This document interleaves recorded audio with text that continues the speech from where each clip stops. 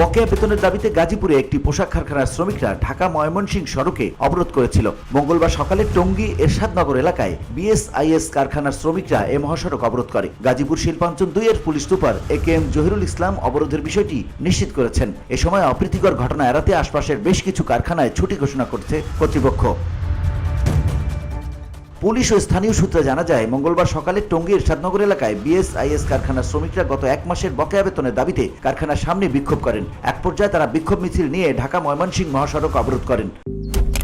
Malaysian প্রযুক্তিতে তৈরি অত্যাধুনিক cleaning machine modern vacuum cleaner যে কোনো ধরনের ধুলো ময়লাকে পরিষ্কার করে ঘরকে করে তুলুন চকচকে ও আকর্ষণীয়। Modem, brand of luxury.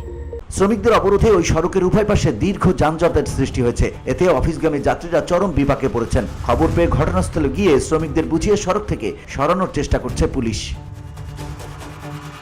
Tongi পূর্ব থানার ওসি ফরিদুল ইসলাম বলেন, শ্রমিকদের মহাসড়ক থেকে সরানোর চেষ্টা চলছে। অপরদিকে শ্রমিক মারধরের ঘটনার প্রতিবাদে গাজীপুরের মৌচাকে একটি কারখানার শ্রমিকরা ঢাকা টাঙ্গাইল মহাসড়ক অবরোধ করেছেন। এতে ওই সড়কের উভয় পাশে তীব্র যানজটের সৃষ্টি হয়েছে। VOD Bangla news desk.